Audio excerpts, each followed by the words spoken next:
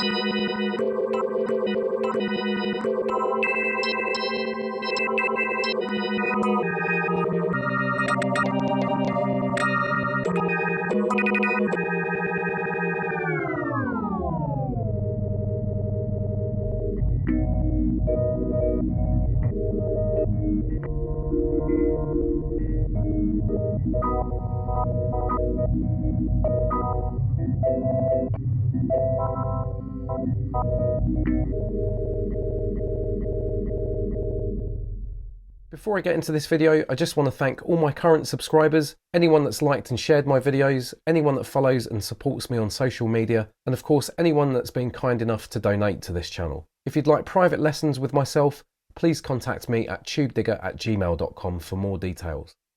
So this technique relies on velocity as a modulation source for the start position of a sample. As we know, we've got 16 velocity sensitive pads, and they can control the volume of our samples by means of the amount of pressure that we apply to them. This is set up by default in the program editor. So let's take a look at the program editor and look at the LFO modulation page, and just in the velocity sensitivity area we can see that amplitude is set to 127, and this is the default setting. This means that whenever I strike a pad at different velocities with full level disengaged, I can change the volume of this pad.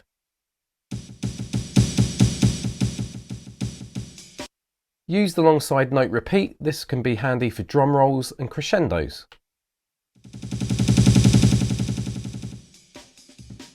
But for this technique, we don't want to control the volume with velocity, we want to control the start position of a sample. So let's bring this down to 0, go to the filter envelope page. Up in the modulation sources, the first parameter we have here is velocity to start. So let's increase that to 127. This means now, if I apply a full amount of pressure to this pad, it will play from the start. So let's play the pad manually to start with.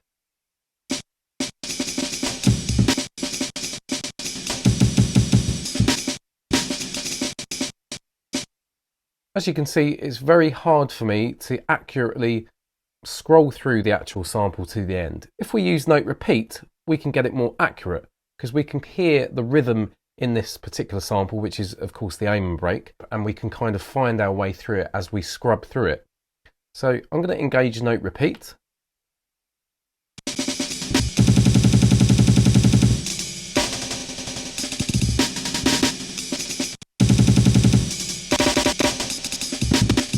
So that's all fair and good, and you can get some great glitchy results, particularly if you use note repeats at 64th note time division.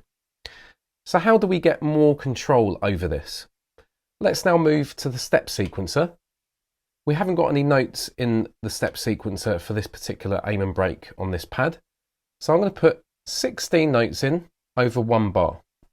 As you can see, the velocity has maximized here. So this should tell us that this aim and break will just be a constant kick drum, or the start of this sample, unless we reduce the velocity values here.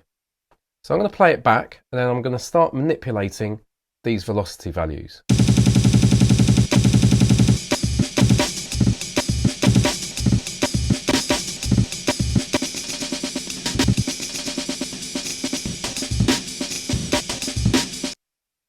So to get an exact replica of the original loop, we need to choose one of the presets, and it's this top one that gives us the downwards curve. With my cue links here, I've got them set up so I can control the semi-tuning of this sample.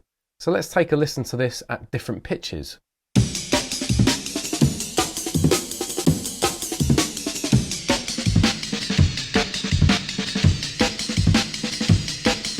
And if you know anything about the warp algorithm for the pads, you'll know that it's considerably less quality than this. This maintains all the transients. You don't get any of those weird warbly effects unless you go really high up into high pitch ranges. So let's just take a listen to that. Let's see how high we go before it sounds really bad and artificial. I don't mind artificial as long as it sounds good.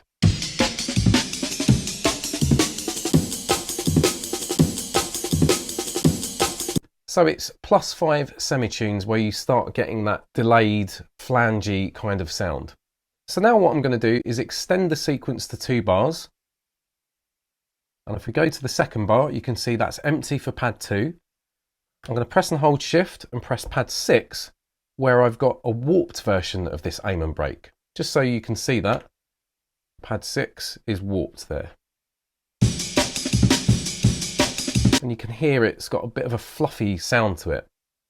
I'm going to put 1 note to trigger that warped version of the aim and break, at the start of bar 2. And so it starts with my version, the second bar is the warped version.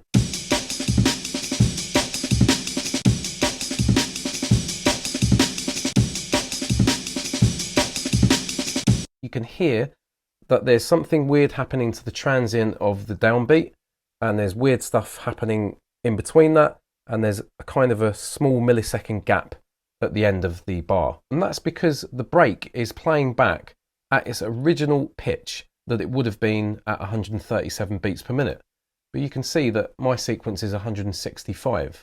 So this also means that with my version we can have a lot wider range of tempos and this work at different pitches.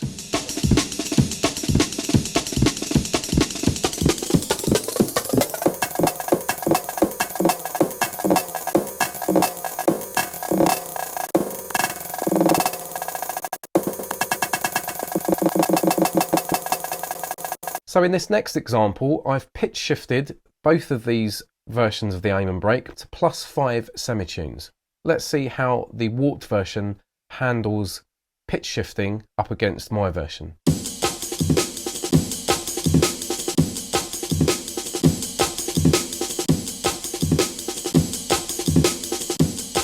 So to my ears, the warped version sounds sloppy throughout, whereas mine just has a tiny little thing going on in the last snare. Let's now pitch them down 5 semitunes. So this is the warped version, -5, and my programmed version to -5. Again, we've got this weird wobbly thing and transient kind of smoothing happening with the warped version.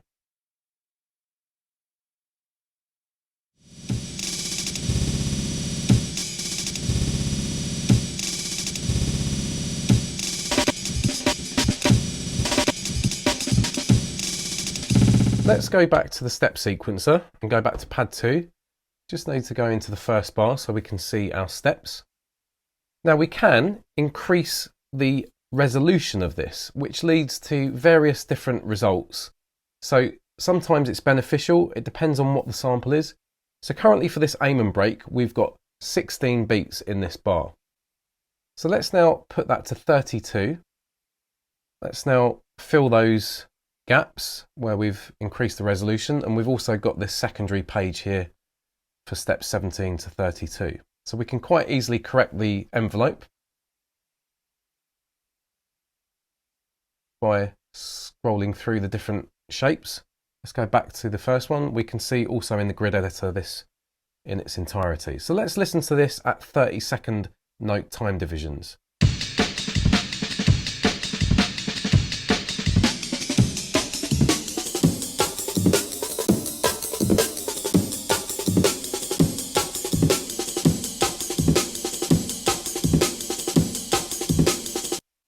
So we've got more notes that are occupying our sequence now, and it's given us a higher resolution. So we've currently got 32 notes in our one bar.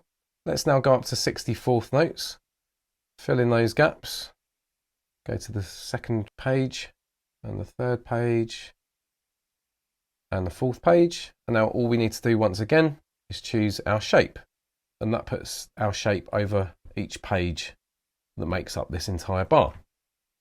Let's listen to this now at 64th note time division resolution.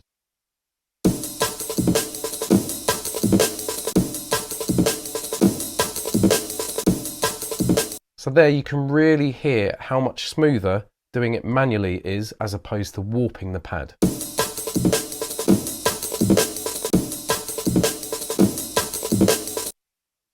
How do we go beyond a 64th note resolution?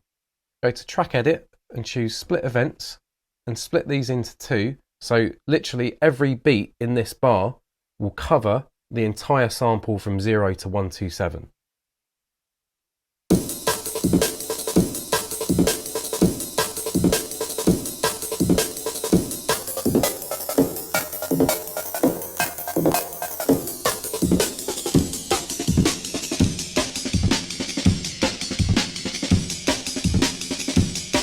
But lower pitches, this doesn't sound as good. Let's think about our time divisions as resolution. If we're at 16th notes in our one bar, It sounds better in the kind of mid-range where you're not going to go so far out of your pitch range. Once we take it up to 30-second notes, that gives us a bit more range, particularly in the upper regions. 64th notes is optimal. 128 notes is really good for higher pitches, as we just heard with this. But lower pitches sound worse with higher resolutions, in this case 128 notes per bar.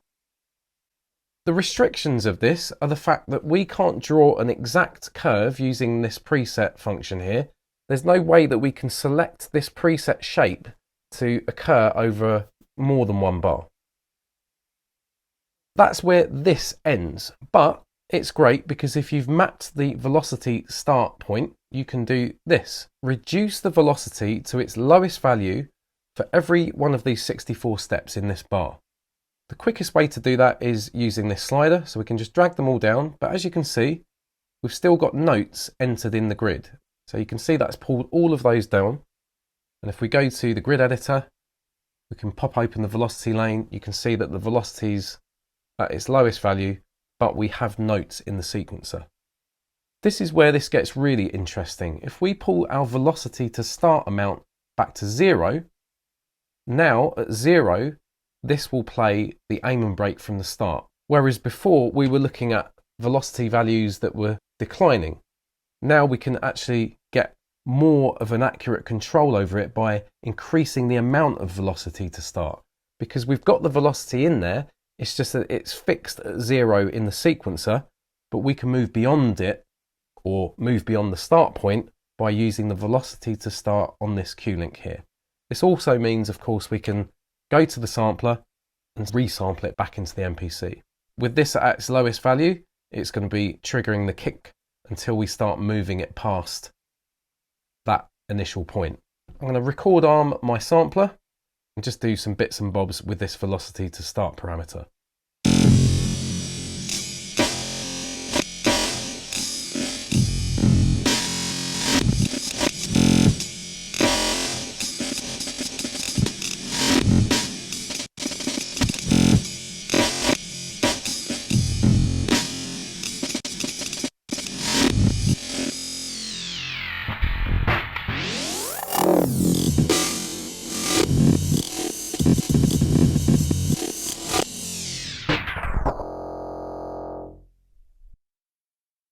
And there you go, that's all recorded perfectly into our sampler. What happens beyond here? How do we go beyond just one bar? We can't really go beyond one bar when it comes to things that we want to sound precise and on the grid, such as breakbeats. However, we can manipulate these samples over a lot longer time using that velocity to start value alongside the triggers which have the lowest velocity setting. So we always need triggers in the sequence to scroll through the different sample positions. Building upon that, we can record the automation movements of the velocity to start, or we can add that as a parameter here. So I'm going to add it from afresh, pad 02, parameters, and I'm just going to scroll down and find velocity to start.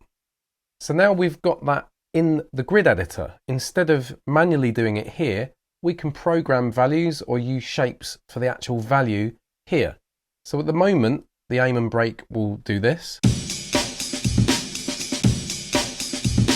and just play back as normal. Let's draw some shapes in for the velocity to start. So let's put some values in first of all. So that's just triggering it from the start because it's at its lowest value. So let's put a shape in that's going to control the velocity to start.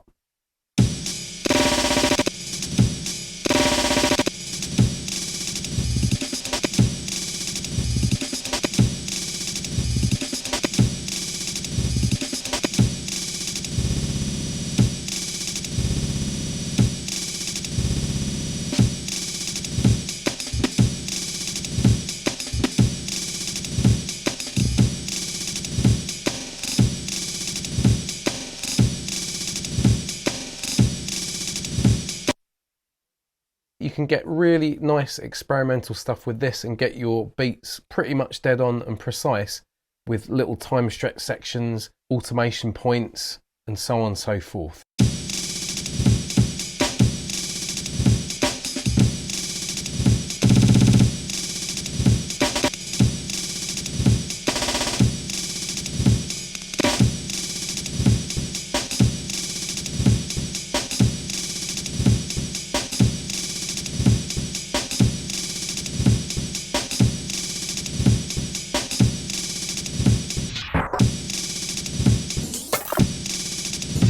So all kinds of fun to be had. That's it, guys. I hope you've enjoyed the video. Please like, share and subscribe. Please follow me on Instagram. I put up a lot of decent content on there. Please contact me at tubedigga@gmail.com for private lessons, and I will see you on the next one. This is Tubedigga, and I'm out.